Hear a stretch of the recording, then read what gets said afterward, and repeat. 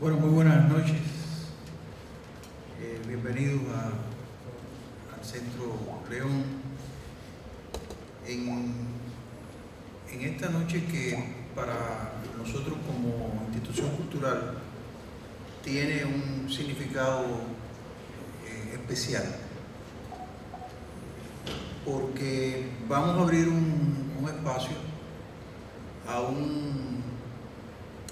una obra que obtuvo el Premio Nacional Feria del Libro Eduardo León Jiménez en 2014, como ustedes conocen, en un concurso realmente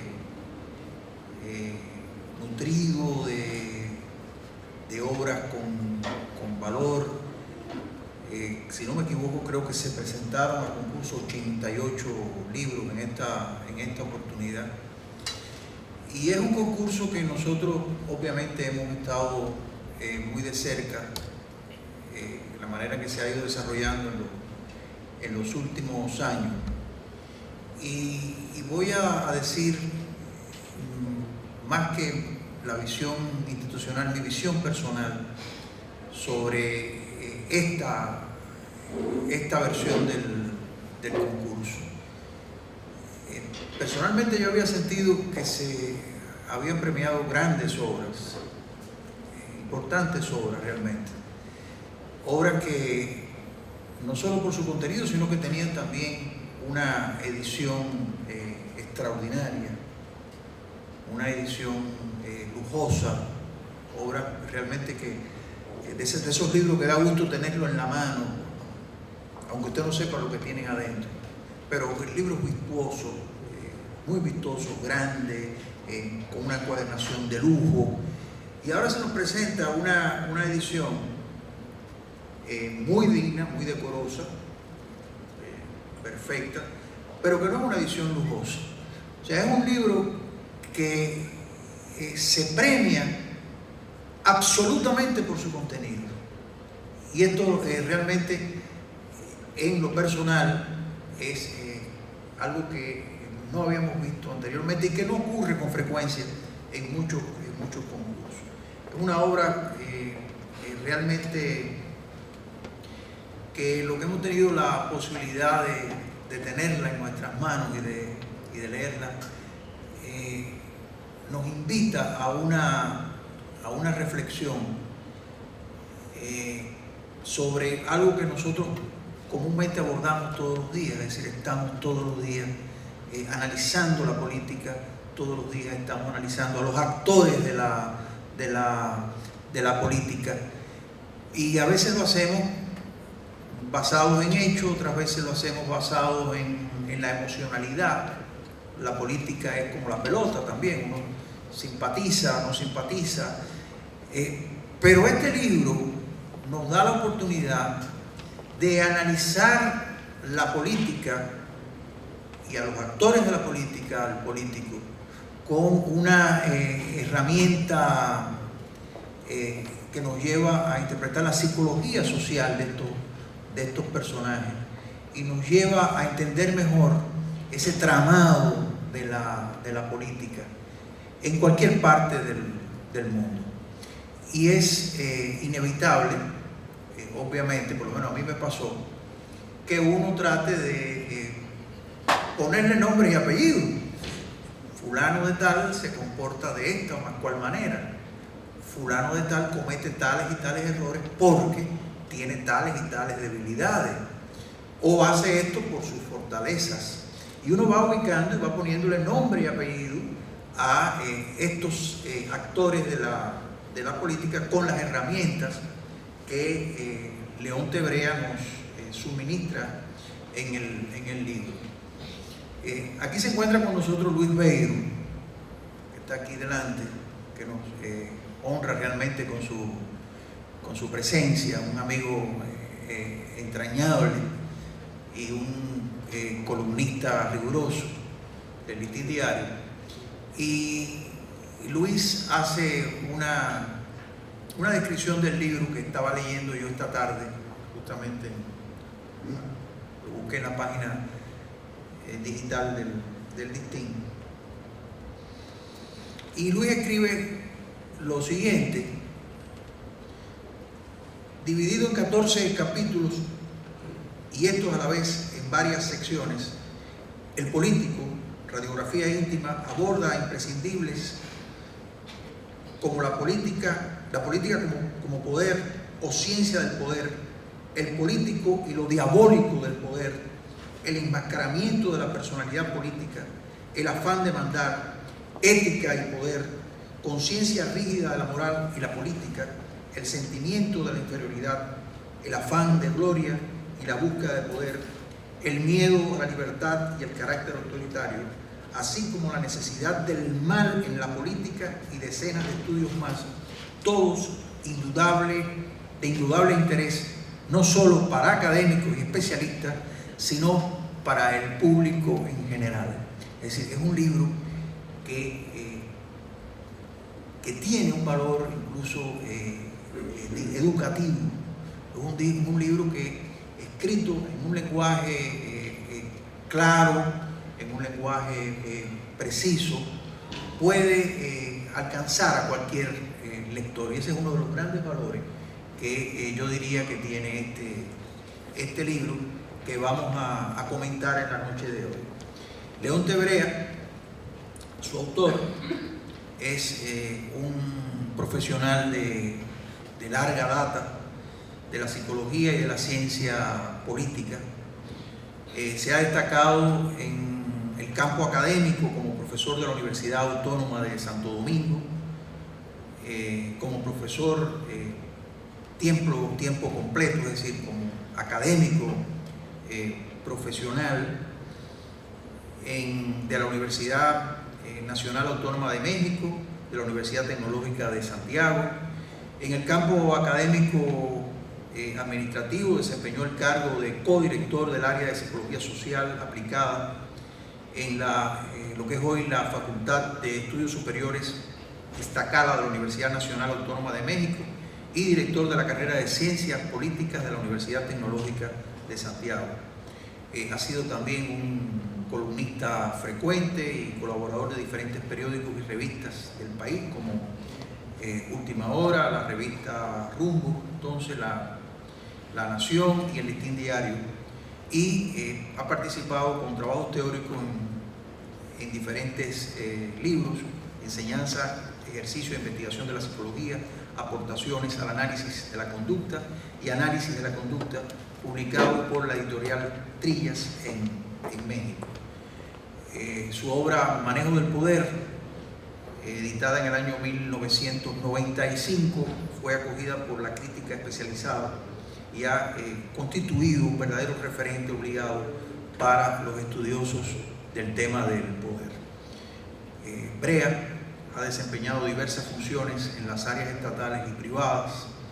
Entre otras, se destaca que ha sido director del Departamento de Psicología Clínica de la Secretaría de Estado de Salud Pública y Previsión Social, enlace del Poder Ejecutivo con la Junta Central Electoral, secretario de Estado sin cartera, asesor empresarial, consultor asesor de diferentes candidatos presidenciales y un especialista en análisis de coyuntura.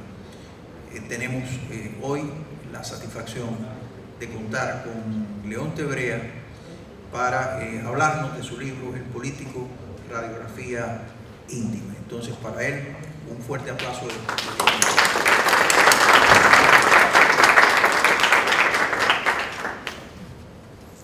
Muchas gracias a todos y a todas por acompañarme esta noche.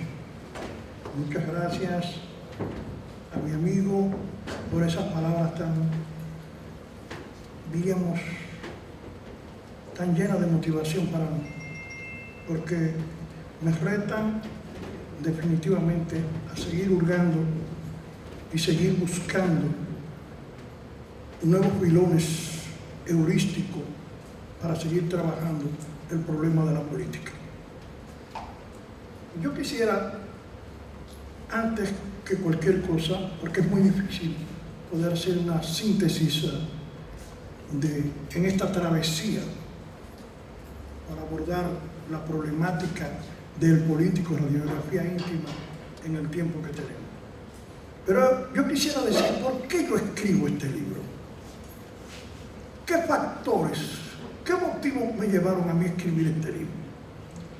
Por principio, esto es un libro, no es un libro complaciente, no es un libro obediente al poder político. Es un libro es un libro desenmascarador, es un libro rebelde, es un libro que busca desentrañar en las cavidades más profundas de la política sus secretos más arcanos. Y yo sabía y yo sé, tenía temores, obviamente. Como toda persona humana tiene temor, algunos temores. Yo sabía en qué aguas procelosas me había lanzado cuando decidí el abordaje de una problemática como esta, que siempre o históricamente se ha planteado que todos aquellos grandes desenmascaradores han sido siempre grandes perseguidos. Y yo asumí el reto, pero he dejado sin contestar la primera pregunta. ¿Por qué yo escribí este libro? Cuando yo vine de México en el año 1983,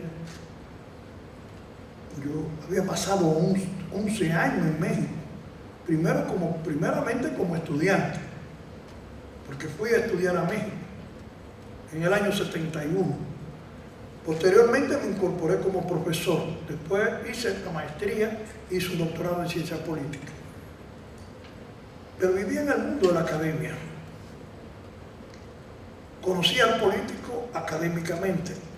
Podría decirse también que conocía al revolucionario, pero no me cuadraba. Todavía pensaba que el revolucionario era un político y que no había ninguna diferencia entre un político y un revolucionario.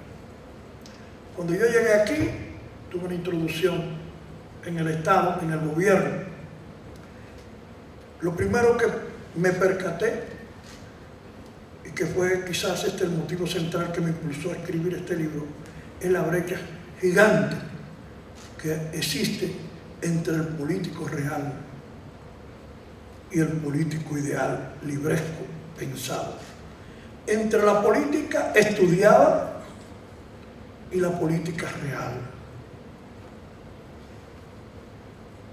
No niego que recibí golpes bajos. Aún no tenía yo capacidad para ver lo que llaman algunos juzgar a la gente inmediatamente. Decía un gran político, Quinto Fabio Máximo, que enfrentó por primera vez a Aníbal, que los hombres buenos no son capaces de ver a los hombres malos, porque proyectan su propia subjetividad y no son capaces de desentrañar la maldad en nosotros. Yo diría que el que entra ingenuamente a la política no puede comprender. Recibe un shock. Ese día, desde el momento que empecé a hacer conciencia, yo dije, me propuse escribir sobre el poder. Mis primeros trabajos, si alguno lo recuerda, fueron en Rumbo, en la revista Rumbo, desaparecida revista Rumbo. De ahí vino entonces el manejo del poder. Ahí empiezo a trabajar ya de manera sistemática, si se quiere, algunos de los problemas centrales de la política y algunos de los comportamientos más bizarros que tienen los políticos. Y fue ahí precisamente que yo me hago la segunda pregunta. ¿Por qué los políticos se comportan, piensan y sienten de la manera en que lo hacen? Esa fue la segunda gran pregunta. Obviamente que para yo abordar esta temática tenía que hacer lo que dice Carlos Marx precisamente en El Capital. Creo que en el prefacio de la segunda edición francesa del Capital. Cuando dice nosotros, cuando nos lanzamos, el punto de partida de la exposición tiene que ser el punto de llegada de la investigación. Y la investigación implica análisis recoger el material que se ha escrito y después hacer una síntesis crítica sobre ese material. Y a eso precisamente he dedicado la mayor parte de mi vida, a estudiar, a escudriñar en las interioridades más profundas del político, en las interioridades más profundas de la política. Cuando vi esto, digo, ¿de dónde viene esa brecha? Esa brecha solamente se da en la República Dominicana, es histórica. ¿O hay algo que me pueda dar, algún punto que me pueda servir de base para yo estudiar su historicidad? Efectivamente, leyendo La República de Platón, tropecé por un azar afortunado con un diálogo hermosísimo entre Sócrates y un sofista llamado Trasímaco. Era un diálogo interesante, porque mientras Sócrates se empecinaba en definir la política como debía ser, Trasímaco decía, esbozaba claramente hace 2450 años la política como era, no como debía de ser. Y ese punto de partida, cómo era la política y cómo debería de ser la política. Yo entiendo entonces a partir de ese momento, y leyendo la carta séptima de Platón, cuando dice él, hasta hoy me he dado cuenta que todas las polis están mal gobernadas y que el que se mete en esto tiene que darse cuenta que puede desengañarse y retirarse definitivamente para siempre. Había recibido un desengaño Platón. Ya eso aparece en la epístola 7. Yo había estudiado tanto a Glaucón, que aparece también en la República, porque Platón presenta de una manera hermosa y brillante una leyenda que recoge de Heródoto, que es la leyenda de Giges, un pastor de Lidia, que una vez, por una casualidad, llevando a pastar su ganado, encontró en un hueco un hombre que estaba forrado con hierro. Y en ese hombre, después que él lo ve, encuentra que tiene un anillo. Y ese anillo, le quita el anillo y Guille se lo pone. Y se percata de que cuando él ponía el anillo de frente, él se hacía invisible. Y cuando lo volteaba hacia abajo, cuando él volteaba el anillo hacia abajo, se hacía invisible. Aprovechando la circunstancia de que era invisible, de que se hacía invisible, ese pastor utiliza, o más bien aprovecha la ocasión de una fiesta que hace el rey de Lidia. Y en esa fiesta que hace el rey de Lidia, él se hace invisible, mata al rey y se queda con la reina. La moraleja de esta historia contada por Platón, y que la recoge de Heródoto, o Heródoto, como se le quiera llamar, es que cuando no hay transparencia, la política lo puede hacer todo. Ya eso aparece en la República. Y de ahí lo recoge. ¿De quién lo recoge? De Heródoto. Porque eso es una leyenda, obviamente. Eso no fue una historia real, fue una leyenda. Pero ahí habla del manto de la impunidad que da la inobservancia, la falta de transparencia. Me digo, bueno, pero empiezo a seguir indagando. Me digo yo, pero encuentro que los políticos tienen comportamientos bizarros, que en la medida que crece el poder, le viene consigo también una dimensión, una expansión de su yo o de su sí mismo, a algo que le llamamos soberbia. y que cuando son soberbios o que tienen vanidad o se hacen soberbios, hay una forma de alejarse de la realidad, y que esa forma de alejarse de la realidad lo llevan a ser inclusive delirante. Entonces nosotros vamos encontrando que el poder, me doy cuenta que el poder es capaz de construir la soberbia en el político, y de que el poder no solamente construye la soberbia, sino que empieza a ser un negador muchas veces de la realidad. Ese punto lo puede dejar ahí, todavía no estoy entrando. Ese punto me hizo pensar, ¿habrá algún elemento psicopatológico en el político? Entonces yo estudié profundamente todo lo que se llama la psicopatía, y el que conoce el libro mío sabe que trabajé bastante lo que se llama el tema de la psicopatía, o de las personalidades psicopáticas, o la personalidad antisocial, o la sociopatía, como quiera llamarse. Y yo encontré, a diferencia de algunos psiquiatras, por ejemplo Bruce de Euskadi, venezolanos que ven a todos los gobernantes venezolanos con clara psicopatología, yo no. Yo simplemente veía que en algunos casos se presentan ciertas, en que en muchísimos casos, sobre todo con los grandes liderazgos, se presentan ciertas formas comportamentales de sentimiento y de pensamiento parecidas, y repito en mi libro, solo parecidas a la psicopatía.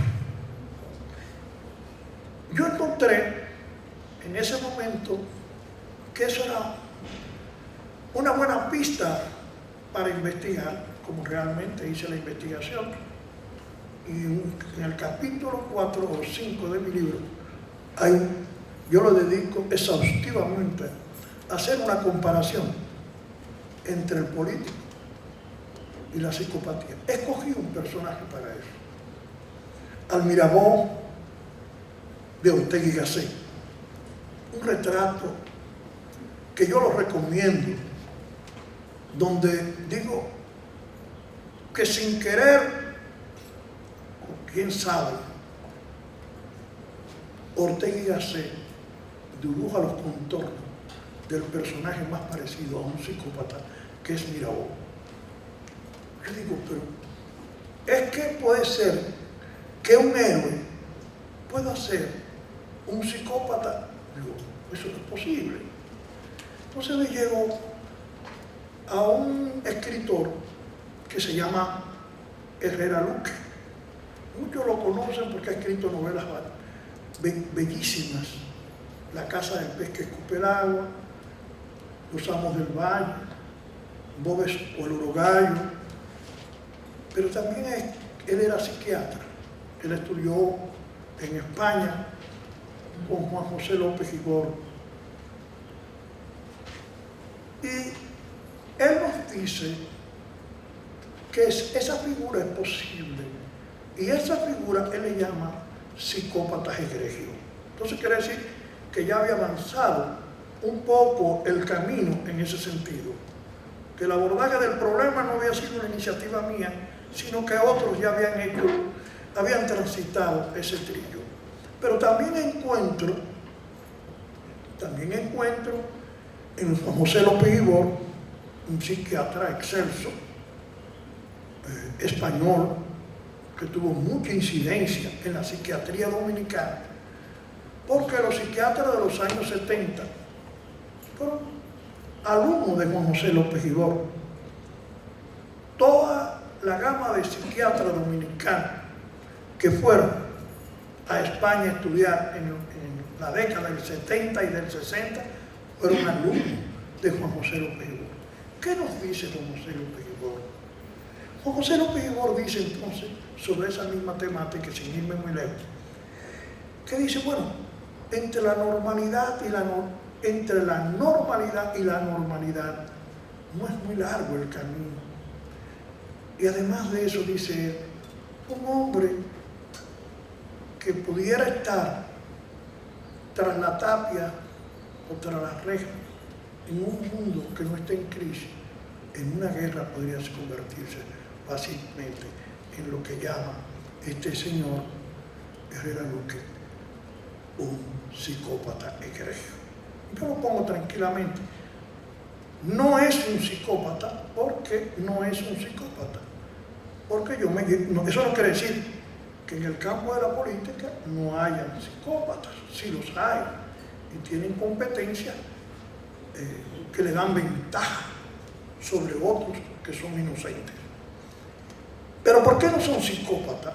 No son psicópatas sencillamente porque, de acuerdo a Kurt Snyder, el psicópata es aquel que disfruta, que se hace daño a sí mismo y hace daño a los demás.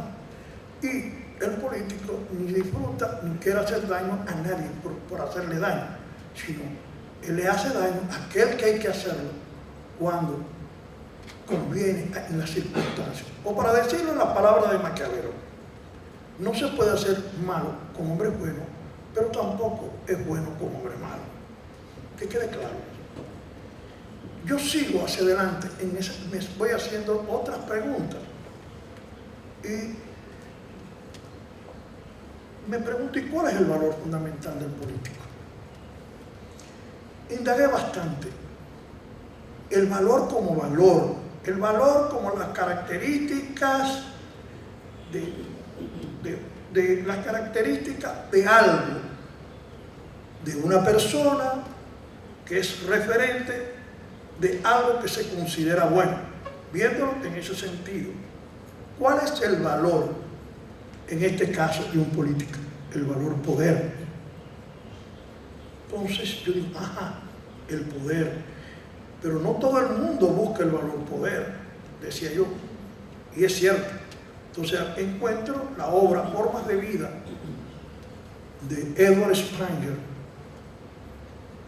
un alumno aventajado de Ditley, que escribe y describe las características de varios tipos psicológicos. Y entre ellos no solamente habla del político, se habla del estético, del científico, del homo económico.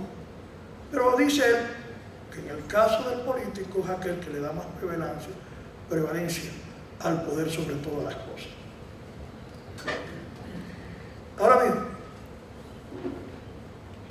yo sigo trabajando el problema.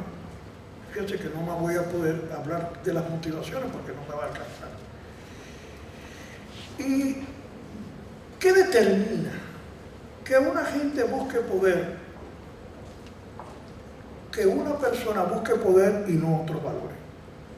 Porque hay gente que, como dice Spranger, yo puedo buscar el valor de la verdad o de la objetividad como lo hace el científico, o el valor de la estética como lo hacen los artistas, o buscar el dinero, la riqueza, lo utilitario como hace el homo económico. Pero dice no. ¿Qué hace que el hombre busque el poder? Entonces nosotros aparecen una gran cantidad de teorías que yo tuve que trabajar sobre por qué los hombres buscan el poder. Y empezamos a ver que la mayor parte, sobre todo de los psicoanalistas, plantea que la debilidad del hombre es lo que hace que el hombre busque poder. El primero que aparece con esa idea es Adler. Y habla de que la gente busca el poder para compensar debilidades. Pero también, aparte de Adler, nosotros vimos, hay otros psicólogos norteamericanos muy importantes que casi ha pasado desconocido, es casi desconocido, ha pasado desapercibido. Fue del año 1937, llamado Harold Laxwell, que plantea que el hombre busca el poder básicamente pero para compensar traumas, algo que afecten a su sí mismo. Y él plantea entonces que esa es lo que lleva al hombre a la búsqueda del poder. Pero también encontramos un libro que mucha gente lo ha leído, de Erich Fromm, que se llama Miedo a la libertad, donde dice que la libertad lleva a la debilidad en el hombre, porque el hombre que es libre no tiene de qué agarrarse. Cuando el hombre depende de su familia, de un grupo, se siente fuerte. Entonces la desvinculación, cuando se empieza a desvincular, empieza a temer, porque no tiene de qué agarrarse. Y esa es la debilidad, entonces, donde aparece, de acuerdo a Erich Fromm, la necesidad de la búsqueda del poder. Pero también no nos quedamos en las teorías psicoanalíticas y seguimos indagando. Y buscamos, por ejemplo, que hay otros autores, como por ejemplo Becker, dice que no, que el hombre busca el poder para trascender a la finitud de su propia existencia, porque la angustia de saber que va a morir lo lleva a la búsqueda de trascender. Y ese libro, que se llama El origen del mal, en Becker, que fue muy celebrado en un momento determinado, nos lleva a nosotros a entender que existen otras teorías. Hay otra teoría que se busca el placer, el poder por el placer, que produce su ejercicio.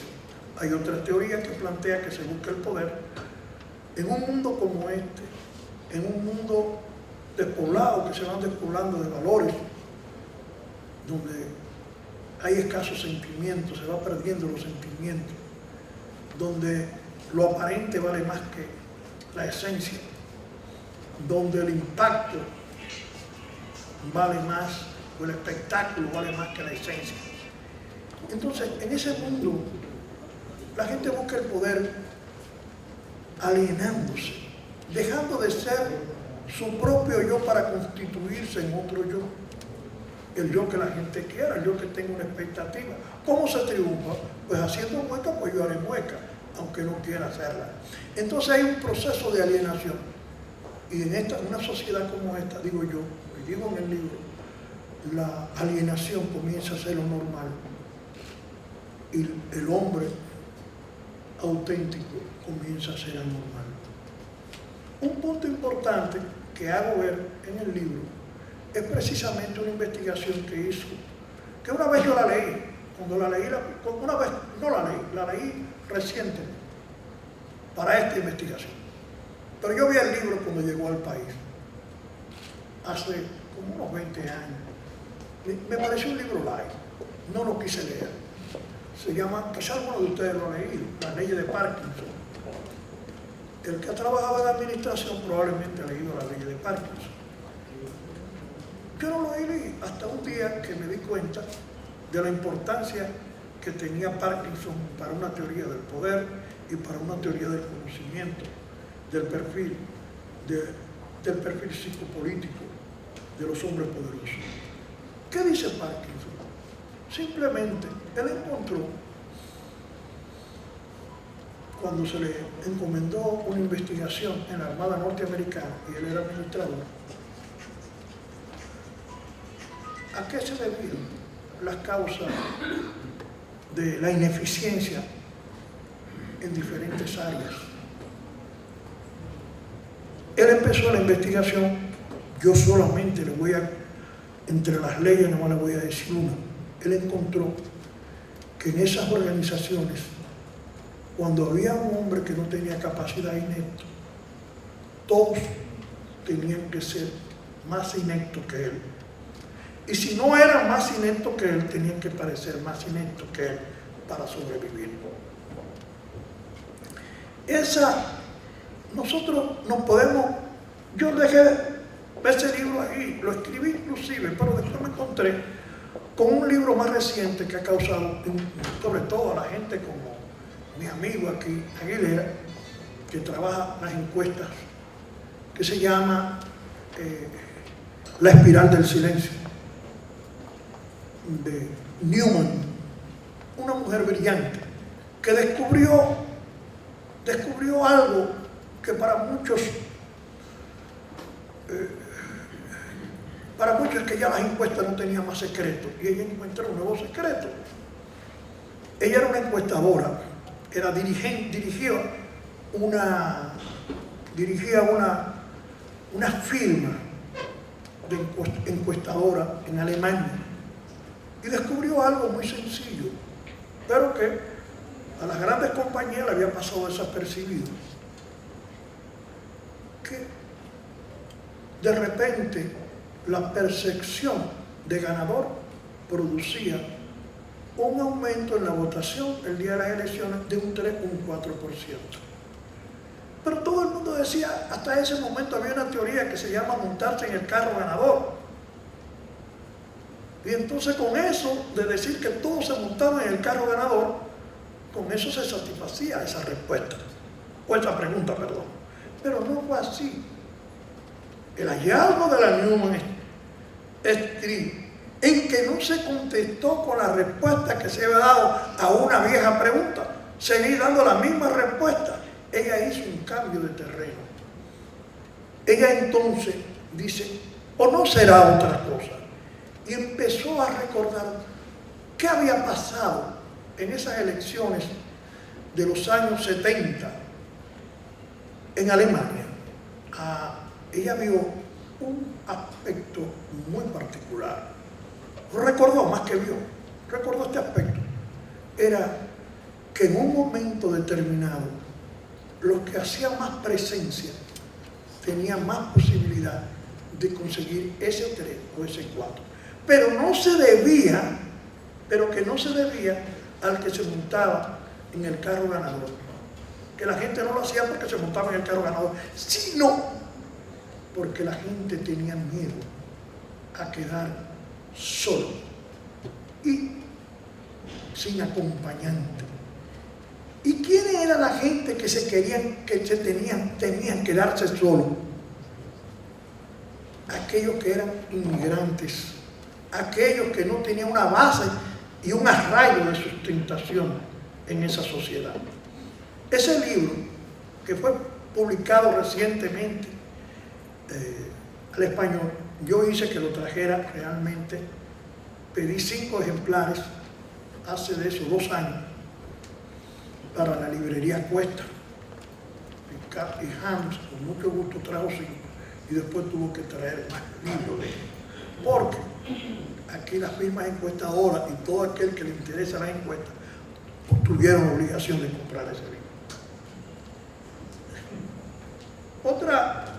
Otra pregunta que yo me hice, únicamente pueden catalogarse como políticos aquellos que están en el gobierno, en el Estado. Solo ellos son políticos. O el que está en una organización civil, privada, no hace política. Esa fue una pregunta que yo me formulé. O sea, yo te reducía solamente el ámbito del político al que está en el Estado, pero no a aquellos que están en una organización. Y yo me puse a observar que en las organizaciones hay una lucha por el poder también. Hay una lucha por escalar. Hay una lucha donde se da esa guerra tremenda contra los otros de afuera, contra los que están conmigo, pero que estamos luchando por las mismas posiciones. Y se da una lucha también interna entre mis valores y los valores que sustentan esa lucha, porque la lucha política es una lucha política. Y toda lucha política no solamente se da a través de quién es más capaz. Ya dijimos que encontramos la ley de Parkinson, que se luchaba y se competía por quién se mostraba más incapaz, si el jefe era inepto. Porque todo el mundo conoce lo que dice Graciano: nadie puede saber más que tú. Entonces, yo llegué a la conclusión de que este libro no podía reducirse. Yo no podía reducir, primeramente, mi definición, ni de política ni del político, a las acciones orientadas hacia el poder que se dan únicamente en el Estado. Que había que trascender el Estado. Porque donde quiera que había un hombre luchando contra otro hombre por posición, utilizando medios de todo tipo, inclusive hasta la violencia si fuera necesario, y hacer el mal sin problemas de conciencia, ahí hablamos de un político, obviamente. Y yo llego todavía más lejos en este libro. Yo digo que con una sociedad del espectáculo como la nuestra, donde lo que importa es impactar, nos vamos convirtiendo todo en política. todos simulamos. Todos vamos enseñando el yo que otros quieren, que satisfaga las expectativas de los otros. Algo que me podrían criticar en este momento, pero yo lo digo. Eso es una emocionalidad inteligente. Lo que Goleman llama inteligencia emocional. La inteligencia emocional es un mecanismo de manipulación. No nos llevemos a engaño. Cuando se habla de inteligencia emocional, nosotros queremos poner la cara más bella, la sonrisa más bonita. ¿Para qué? Para lograr la empatía única y exclusivamente. Solamente. Y la empatía de estado de podemos seguir haciendo preguntas indefinidas. Muchísimas preguntas. Y nos vamos dando cuenta que en el fondo muchas veces nosotros decimos lo que no queremos decir. Hacemos lo que no queremos hacer y estamos en el lugar donde no queremos estar. Entonces, ¿qué quiere decir eso? Que mientras la sociedad es más espectacular, es una sociedad más narcisista. Y por lo tanto, la gente lo que quiere es instrumentalizar a los demás. Todo el mundo quiere instrumentalizar a los demás y convertirlo como si fuera un limón, la mitad de un limón, sacarle el jugo y después botar lo que quiere. Entonces, no me dejé dominar, obviamente, por la concepción que hay histórica de que el político es aquel que está solamente en el Estado. No, el político está en cualquier parte, se hace política en cualquier parte. Y aparte de eso, yo llego a plantear una cosa. Cuando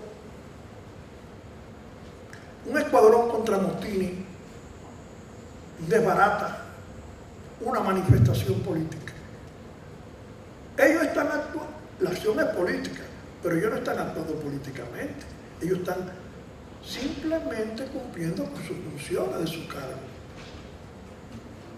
Pero esa acción, digo yo, que hay una acción consciente política y hay una acción que se hace por funciones políticas. En este caso, el que hace eso no está orientado hacia el poder. Esa acción sí está orientada hacia el poder, a retener el poder en este caso. Pero el que la lleva a cabo no simplemente está cumpliendo con su deber. Y yo hago una serie en el libro de tipificaciones en ese sentido. Dime la hora.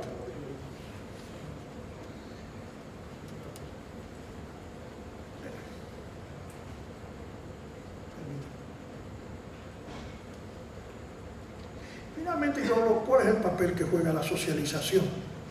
Eso es un tema muy amplio. La socialización empieza desde que uno nace.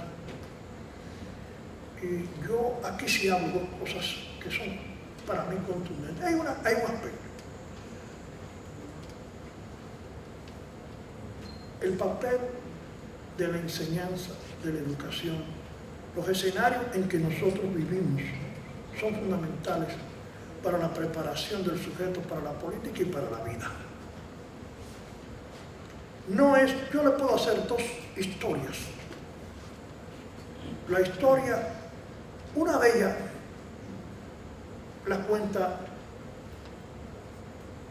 Escipión, el gran general romano que derrota a Aníbal, en una carta que él envía a Terencia, que era su esposa.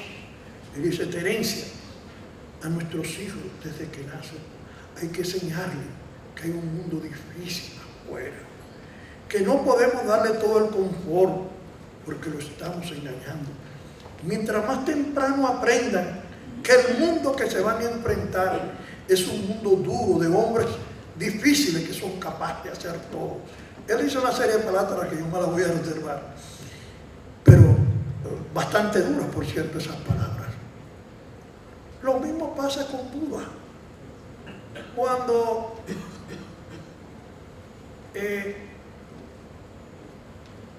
la esposa del padre de Buda, Gautama, tiene un sueño, le pide a Sita y a 64 brahmanes que interpreten el sueño. Eso se utilizaba, todavía hasta los otros días se está interpretando sueños.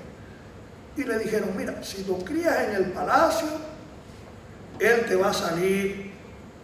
Si tú lo crías en el palacio, el niño lo educas en el palacio, él va a salir un general, un rey, un rey.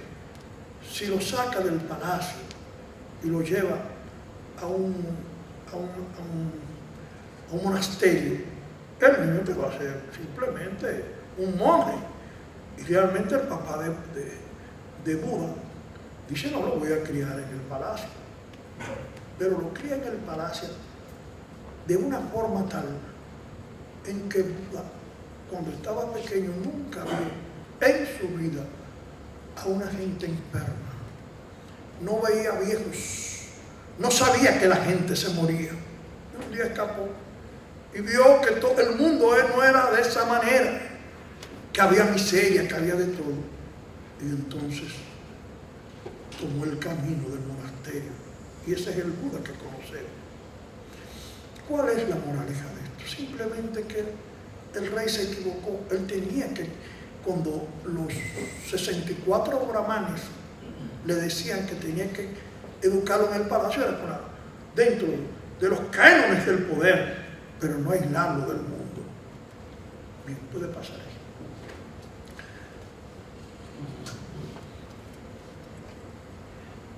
Yo planteo como una tesis central. ¿Hasta qué tiempo yo puedo hablar, por favor? Más o menos. A 12. Usted necesita.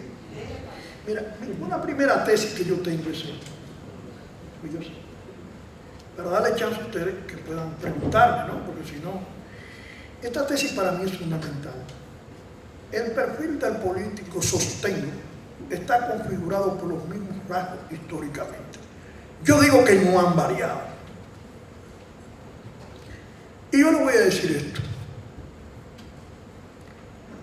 Mucha gente me han dicho, Leonte, pero tú estás hablando del político dominicano. Digo, no, el político dominicano es igual al político europeo, al político de hace 200 años, de 1000 años y de 2000 años.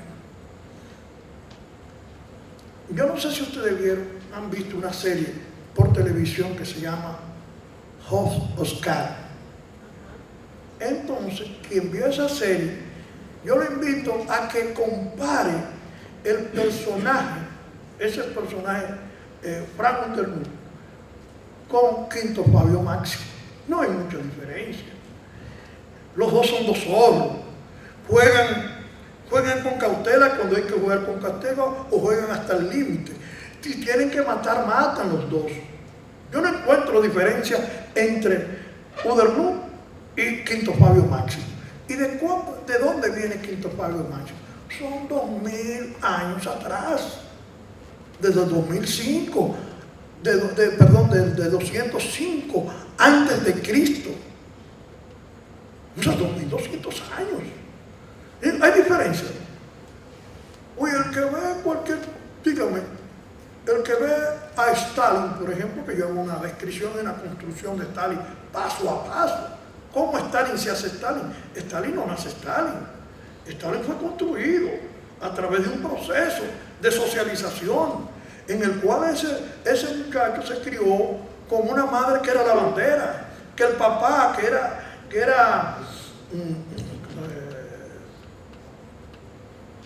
que arreglaba zapatos, zapatero, trabajaba como zapatero, se emborrachaba, golpeaba a su madre. Como él tuvo que ir, la madre pidiendo ayuda, lo lleva precisamente a un claustro para hacer locura en esa época.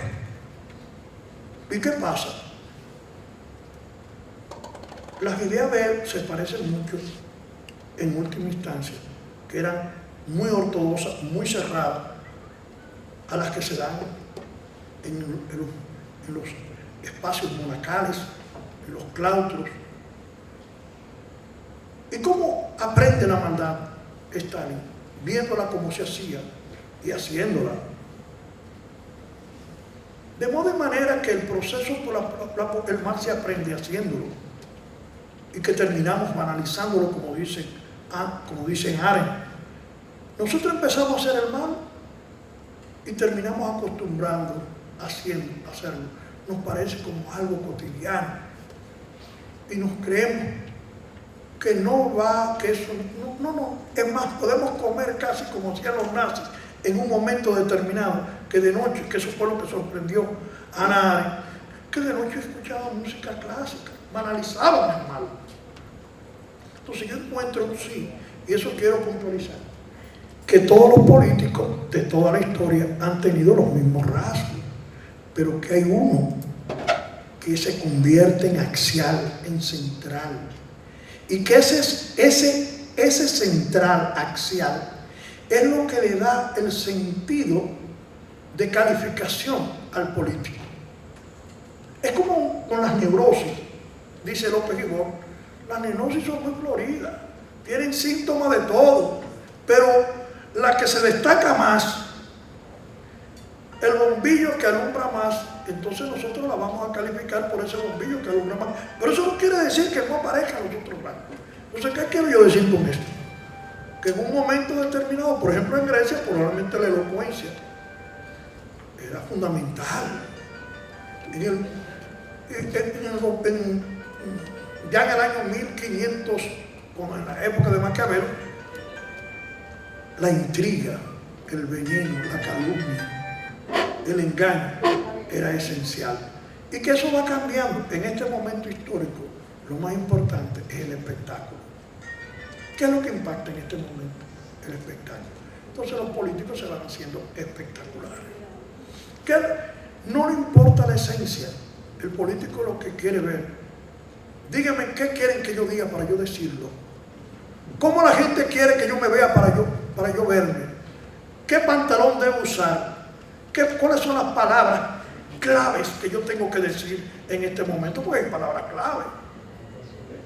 Entonces, y eso se sabe y se investiga.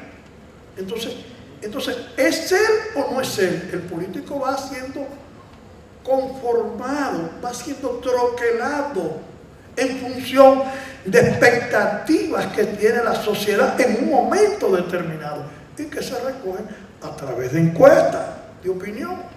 Entonces, que no le gusta a la gente que vista de esta manera. Pues mira, que el tema más importante que hay que hablar ahora mismo es la delincuencia, pues vamos a hablar de la delincuencia. Entonces, vamos nosotros conformando a un ser definitivamente que no es él, es otro. Pero todos nosotros también somos otros, ninguno somos auténticos.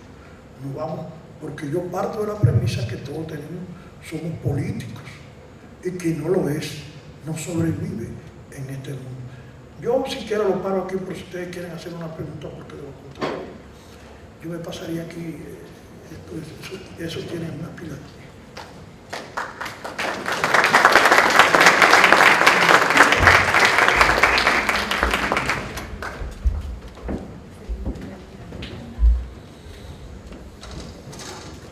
Bueno, pues vamos a iniciar una de las partes más interesantes de estos encuentros, que es el diálogo.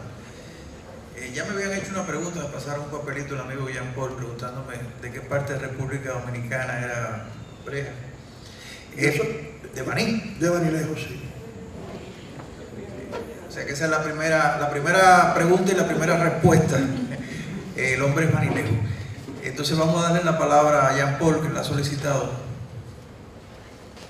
Muchísimas gracias, buenas noches, señor Brea, Felipe, gracias por la oportunidad de escuchar su intervención, su idea, su trabajo, su responsabilidad social. He nacido en un país dictatorial, crecí en un país dictatorial, creo que al lado de ustedes yo soy un ciego en términos su conferencia. Me gustaría saber, doctor, a través de su investigación, su punto de vista social, antropología, crítica. ¿Considera usted François Duvalier era un psicópata?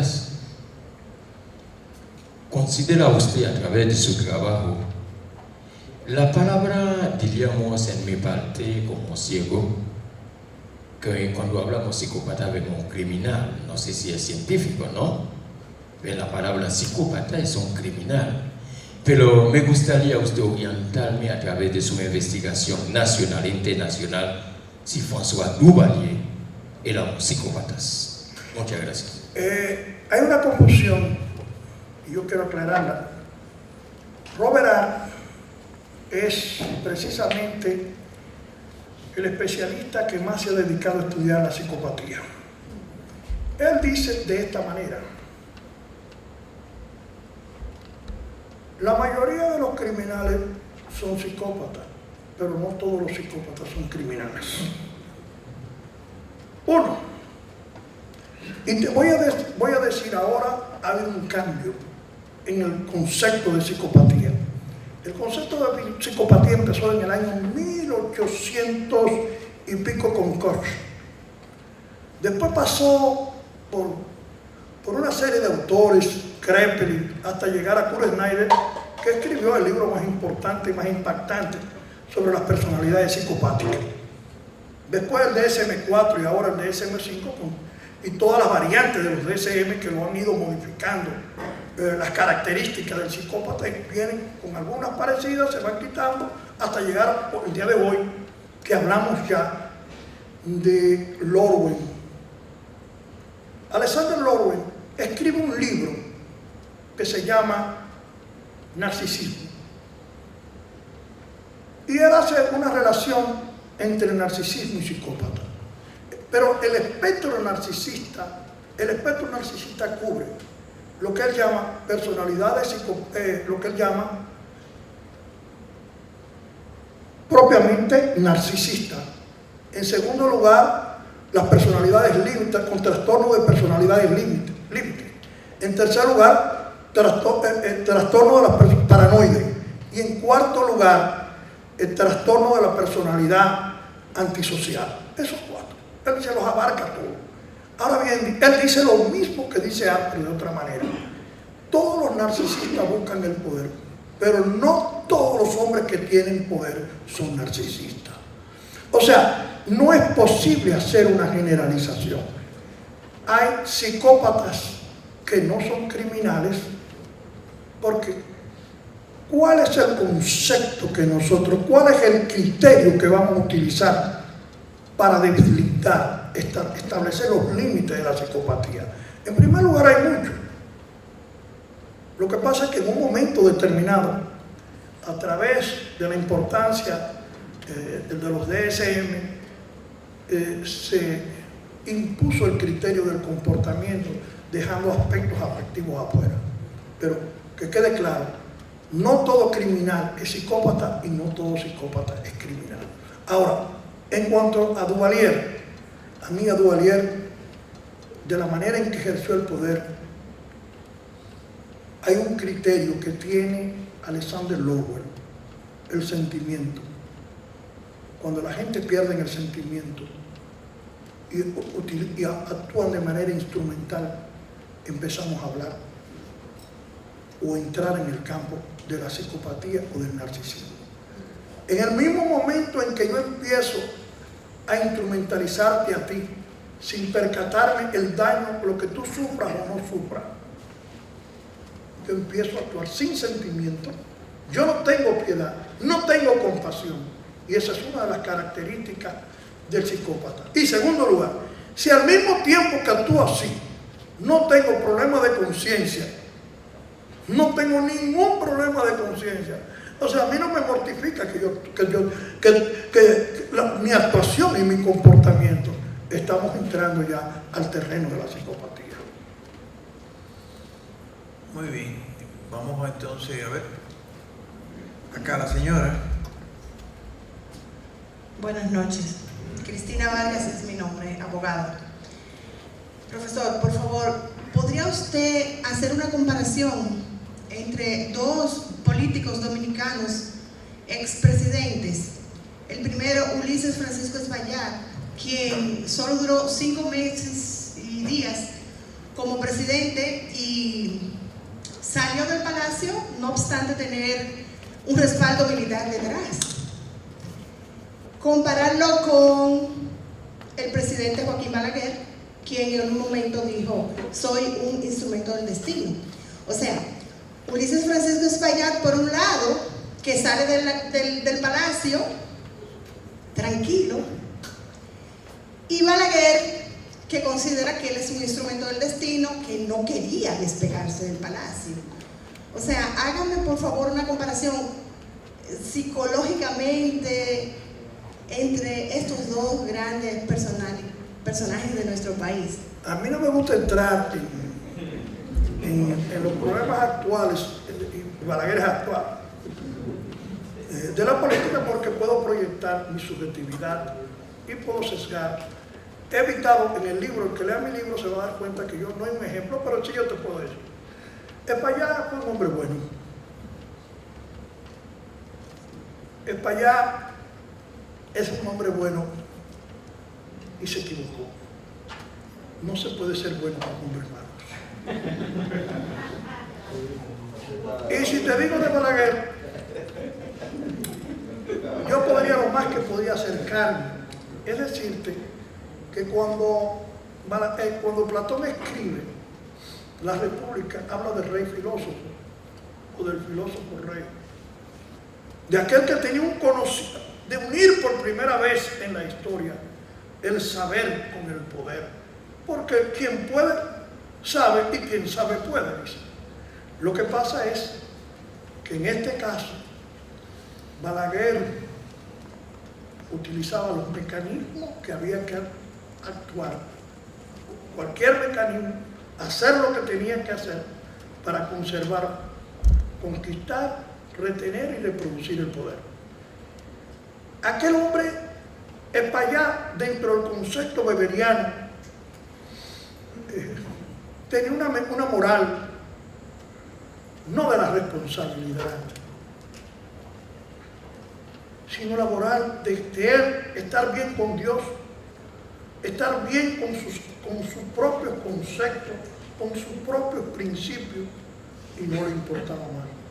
Pero el político no puede hacer eso.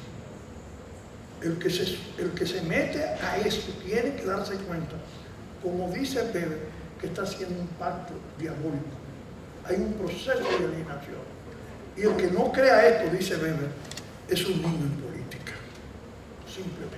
Ahora, Espaillat fue un hombre bueno, indiscutiblemente. Ahora, todos los redentores de la política, que quieran, que entienden que la política está llena de hombres malos y perversos, y que se introducen a ella para sacar a los hombres malos que hay en la política, terminan de dos maneras: o dejando la política como hizo Platón en la Epístola 7, o incorporándose a ella y siendo uno más de nosotros.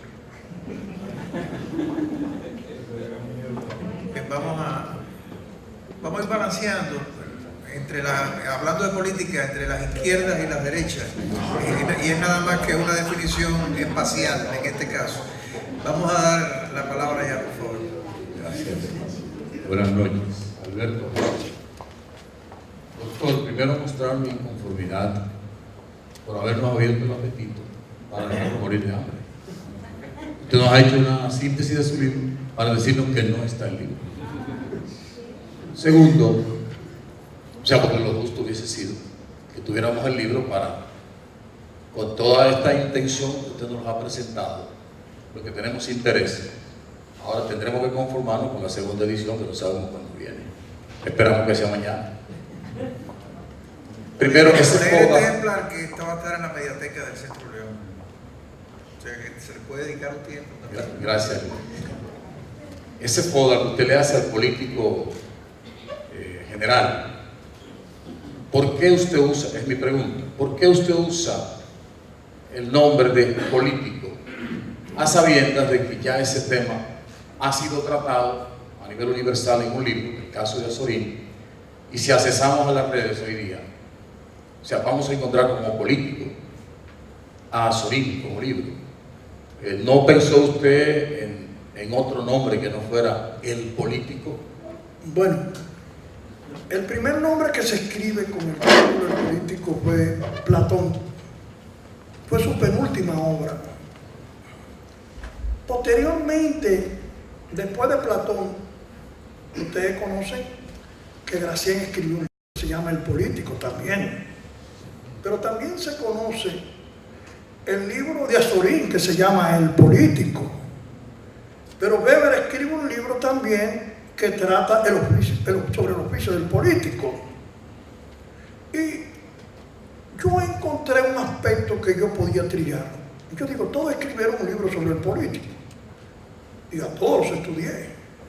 Pero yo encuentro que después del psicoanálisis, de todas las aportaciones que se han hecho en el campo de la sociología, de la psicología, yo creía que podía escribir un libro que yo podía enriquecer esos conceptos que ya ellos habían trillado.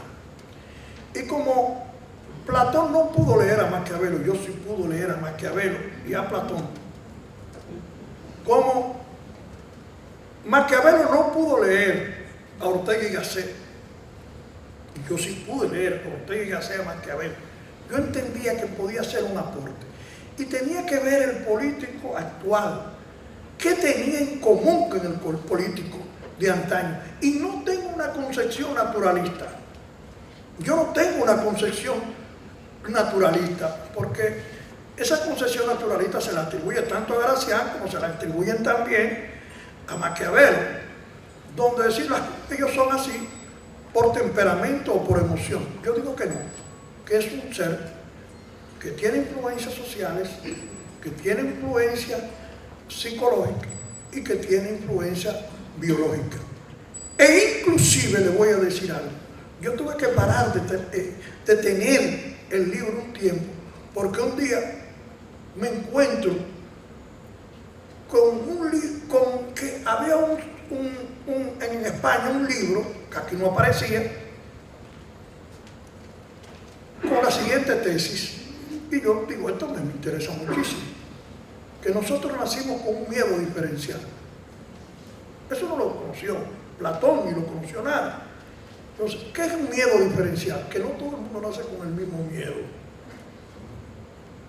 Eso ha habido muchos estudios ya, hasta el punto ya que se empieza a dar como un hecho. Yo nunca doy nada como un hecho, siempre para mí es una aproximación. Pero hoy en día se tiene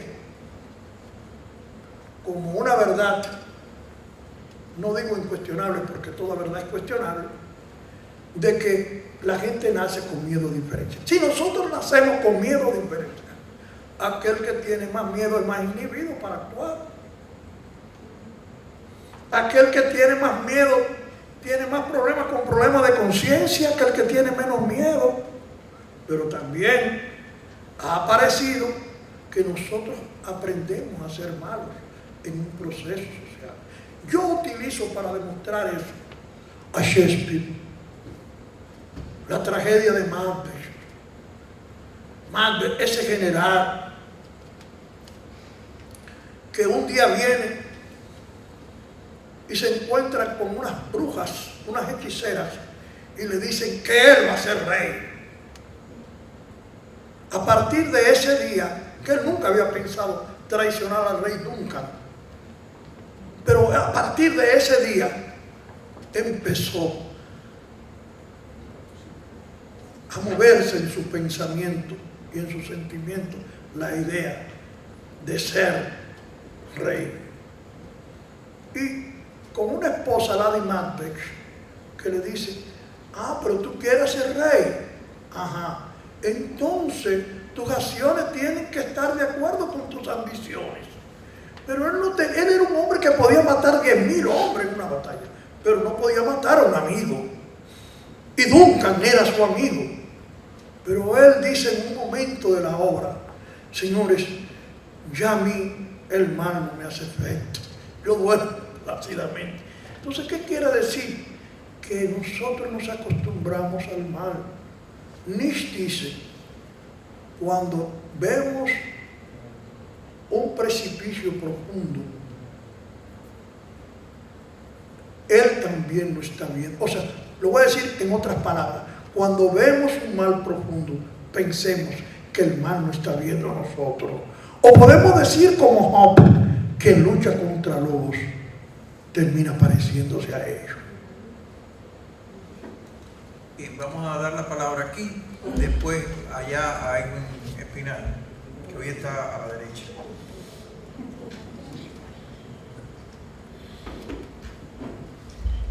Muy gracias. Actualmente me parece interesante la exposición que hace y en cierto modo podría decir que me resulta, digamos, campo interesante, ya que mi formación no es precisamente ni psicología, sino política precisamente. Sin embargo, hay al menos dos aspectos que me hacen más o menos que me intrigan. Por un lado, la caracterización que hace de la forma en atribuir o extraer características de diferentes, digamos, diferentes características, de una forma en que puede señalar que el político es más o menos definido de una manera. Podría decirse que se parece un poco a la concepción que hace Maquiavelo cuando dice que el hombre es por naturaleza perverso y solo se inclina hacia honradez por conveniencia. Podría encajar. Sin embargo, la idea de que un político es un ciudadano como nosotros, que simplemente tuvo la oportunidad. Entonces, un ciudadano común que ha tenido la oportunidad y que se presenta ante las facilidades para ejercer y liderar, podría decirse que refina esas características de la gente común, o que se distingue de la gente común, o que simplemente hace lo mismo que haría cualquiera de nosotros. Porque a fin de cuentas, político puede ser él, aquel, cualquiera de nosotros. Lo que posiblemente critiquemos a quien está ahí arriba, es lo que posiblemente haría yo. ¿Hay algo que me cambie a mí? ¿O simplemente viene asignado? Yo dije que políticos éramos todos por principio. O sea, yo no hice una división, primeramente no hice división entre el político de Estado y la acción política que se lleva a cabo en las organizaciones privadas. Yo dije que en todas partes hay acción, toda acción que está orientada hacia el poder es una acción política. Ahora, la pregunta que tú haces sobre las diferencias que hay, sí hay diferencias, muchísimas diferencias. El proceso de aprendizaje en la casa nos va enseñando, nos da a nosotros, sin necesitar de la hipótesis de la naturaleza, que yo dije que yo no la aceptaba, el a sí mismo, yo no lo acepto. No tiene por qué ser yo tomar el concepto del a sí mismo, que todos somos a sí mismos, no. Hay diferencias por proceso de aprendizaje diferencial, de proceso de socialización diferencial. Para decirte, por ejemplo, y yo puse aquí ejemplo, pero quiero poner otro. Yo pienso que el ser humano en el hogar, nosotros tenemos hasta los mismos hijos, tienen aprendizajes diferenciales, pero cada hogar tiene procesos de aprendizaje diferencial. El niño que todo lo consigue, y lo dije aquí con claridad, ese niño está incapacitado para actuar en un mundo donde hay mucha agresividad. Yo dije también, y no lo dije pero lo voy a decir ahora, me permitiste decir, Karen Horney, por ejemplo, plantea que a las personas hay que llevarla a la fricción cuando están pequeños, pero no una fricción tan grande para que se traumatice, sino para que vaya adecuándose a la sociedad y vaya adecuándose y vaya obteniendo los repertorios que necesita para defenderse en un mundo hostil. Entonces, no es verdad, en primer lugar, y no puede serlo, que todos los políticos sean iguales. Yo digo aquí, por ejemplo, esto digo yo, la gama de tipo político es extensa. Abarca hombres fríos calculadores como Richelieu, intrigantes pragmáticos como Fouché, impetuosos como el Papa Julio II, crueles como Agástocles, agitadores como Danton, carismáticos como De Gaulle, persistentes como Juárez, incorruptibles como Robespierre, teatrales como Mussolini, íntegros como Mandela, socarrones como Ruy Cortines, etcétera, etcétera, etcétera. Quiere decir que hay diferentes formas en que manejan el poder. Pero vamos más lejos todavía. Si el poder es querer ser más y serlo por siempre, todo lo que yo acapare para ser más y ser para siempre, independientemente del modelo que yo utilice, es una acción política, está orientada a acaparar el poder, como dice Miray López. Entonces, al llegar a este punto, yo te digo que hay gente que utiliza simplemente la plataforma de la paz, pero no quiere que otro tenga esa plataforma de la paz, la quieren solo para ellos. Nadie más puede luchar por la paz. Ahí hay política. Ahí hay, yo quiero ser más, tener más y serlo por siempre, y más que nadie. Entonces, si yo lucho por la paz, como me hizo una pregunta hoy, me la hizo, creo que fue mi esposa, tú decías a la gente que lucha por la paz de hombre. Tú podrías decirle que esa, digo, no, si esa gente que lucha por la paz y quieren ellos ser simplemente los paladines, que nadie más, que hay intriga y lucha por ser, acaparar toda la lucha por la paz, son unos políticos, independientemente de quién sea. Lo que pasa es que nosotros no nos podemos quedar en la apariencia. Yo te diría, como dijo Marx una vez, hay diferencia entre la apariencia y la ciencia. Y si la apariencia coincidiera con la esencia, la ciencia estuviera de más.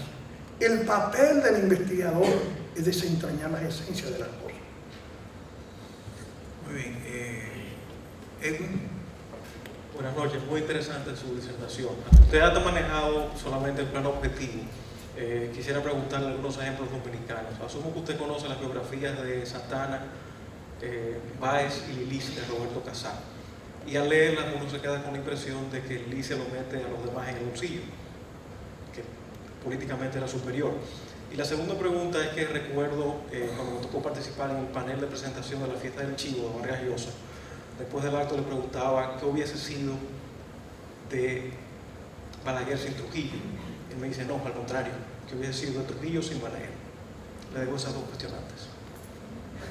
Fíjate, esa es una pregunta casi dilemática, casi se ha hecho toda la vida. Si Balaguer coqueaba a Trujillo, Trujillo de Balaguer. Eso fue lo que yo entendí. Yo te digo que eran estilos de dirigir diferentes. Pero la pregunta que yo me hago, hay un punto común entre ellos dos. ¿Cuál? A los dos les gustaba el poder. Los dos hacían lo que tenían que hacer para mantenerse en el poder. ¿Qué diferencia existía? ¿Ustedes creen que esos grandes son, como dice Lord Acton, detrás del poder corrompe y detrás de un hombre grande y un hombre malo? Yo le voy a decir, ¿usted cree que Trujillo tenía sentimientos? Y fíjate que hay un caso curioso, yo algunas veces digo, caramba, pero él quería a sus hijos. Pero fuera de sus hijos, Trujillo no quería a nadie.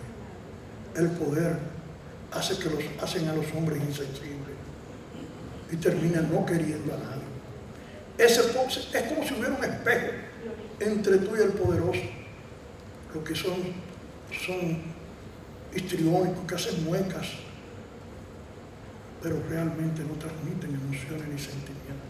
Nosotros sabemos que quien tiene emociones y tiene sentimientos sabe cuando le están transmitiendo emociones y cuando esas emociones son simuladas.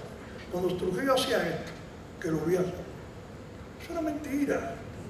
Ahí no había sentimiento. Ahora, la diferencia podría ser que Trujillo fuera más instintivo que Balaguer. Y Balaguer fue un hombre más racional en política. Pero los dos eran parte del centauro Quirón, mitad hombre y mitad bestia. Quizá en uno había más bestia y quizá en otro había más hombre. Bien. Vamos a ir limitando la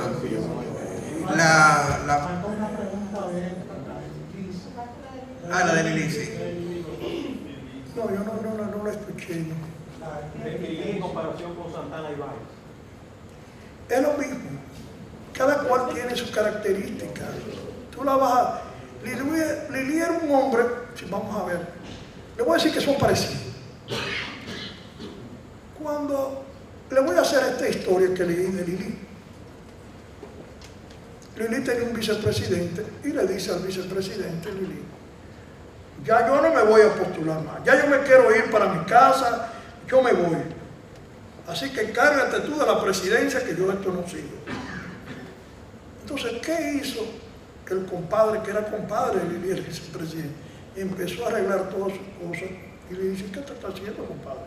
Dice, no, si usted no quiere la presidencia, porque lo conocía. Eran hombres que viven pensando mal del otro hombre.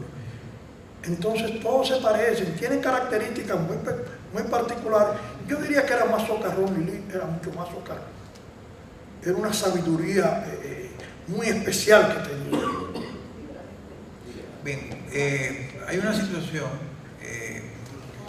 exacto, Leonte tiene que regresar a Santo Domingo ahora en la noche, ha venido acompañado de su familia. Entonces vamos a ser conscientes de eso, y qué bueno que hay manos levantadas, qué bueno que el tema no se ha agotado, qué bueno que tenemos la oportunidad de pensar en otro encuentro con Leonte Brea para seguir hablando de este y de otros temas que estamos seguros que él podrá enriquecernos con su participación. Entonces, yo voy a dar una sola palabra, se la voy a dar a la joven, y vamos a cerrar con la pregunta que ella, o el comentario que ella no sabe. Profesor, una pregunta. ¿Las cualidades del arte del liderazgo es algo que se trae genuino en un estado de conciencia o algo fabricado o que se puede formar? Repite la pregunta, por favor. Las cualidades del arte del liderazgo es algo que el ser humano trae en un estado de conciencia al nacer o es algo que se puede fabricar o formar. Fíjate, el liderazgo se aprende también, pero hay gente que tiene determinado, nosotros vemos niños inclusive con cierto carisma. Pero el hecho de que tenga carisma y eso no tenga formación no va a ningún lado. Una gente puede ser carismática, pero si no tiene pericia no va para ninguna parte. Una gente puede tener carisma y no tiene conciencia de la realidad y no va para ninguna parte. Una gente puede tener carisma y se deja alabar y se deja llevar por la alabanza. Esa persona va a sucumbir. ¿Por qué? Le va a pasar como Timón de Atenas, esa obra preciosa de Shakespeare, donde consiguió unos alabarderos que le entregó todo su dinero, cogió prestado, y cuando vino a darse cuenta, se dio cuenta que el mundo era diferente y que esa gente no lo quería, que él tenía que coger prestado para dárselo a ellos, pero ellos nunca lo quisieron. Entonces, yo te voy a decir, hay aspectos complementarios, gente que nace con el espíritu de la época, con ciertos perfiles que coinciden con lo del espíritu de la época, pero si esos perfiles que coinciden con el espíritu de la época no se desarrollan, no se trabajan, es como si no tuvieran nada. Es un lago seco. Bien, agradecemos infinitamente que Leonte Brea se haya trasladado hasta acá. Agradecemos a su familia también que nos ha acompañado, a su esposo, a Luis Beiro, que hacía tanto tiempo que no lo veíamos por el Centro León, también que haya venido, y a todos ustedes por compartir este momento. Yo escuchaba a Brea, los escuchaba a ustedes y pensaba, caramba, qué tema tan difícil de agotar, tema infinito, y qué tema que nos preocupa tanto a todos los ciudadanos que tenemos alguna conciencia de las realidades en las cuales estamos viviendo y de los actores que tienen en sus manos el manejo de esas realidades. Entonces este es un tema que nos ayuda a ser ciudadanos más responsables para entender nuestro entorno político. Entonces, como no está agotado, vamos a a decir públicamente que estamos invitando a Leonte nueva vez para otro encuentro que ya planificaremos con tiempo, oportunamente. Que venga con el libro. Y que venga con el libro. Pero no vamos a esperar la segunda edición, lo vamos a hacer antes. O sea que es difícil que venga con el libro.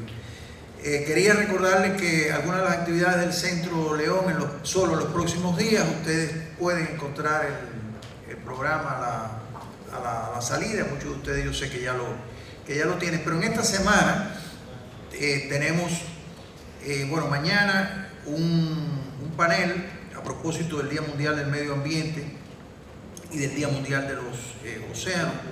Es un panel que va a dar inicio a la jornada ecoeducativa, a los participantes en la jornada ecoeducativa, que es un grupo que ya está seleccionado, porque obviamente no puede ser muy numeroso, pero que este panel está abierto al público, y vamos a tener a Rubén Torres, que es un biólogo marino, presidente de la Academia Dominicana, a Yolanda León, bióloga marina y actual presidenta del Grupo Jaragua, y a Peter Sánchez, que es director del Santuario de Mamíferos Marinos de Samaná, para hablarnos de este tema. El viernes tenemos un encuentro con el tango. Hemos coordinado con la Embajada de Argentina 2 videocafés para disfrutar de la música de este país suramericano, y vamos a tener el viernes a Baglietto Vitale, que va a presentar un repertorio de tangos entre clásicos y más contemporáneos, con formas musicales muy cercanas a nosotros. Cuando digo nosotros, digo a hoy, quizás yo sea más cercano al tango tradicional. Y el sábado, cerrando la semana, a las 11 de la mañana, Carlos Andújar, sociólogo, antropólogo, colaborador del Centro León, va a estar haciendo una visita comentada a la exposición Con las manos y con la cabeza, artesanía como constante creativa, una visita que hemos llamado Artesanía e Identidades Locales, para lo cual también ustedes están todos invitados. Leonte, muchísimas gracias, y un placer por haberlo tenido aquí. Gracias a todos.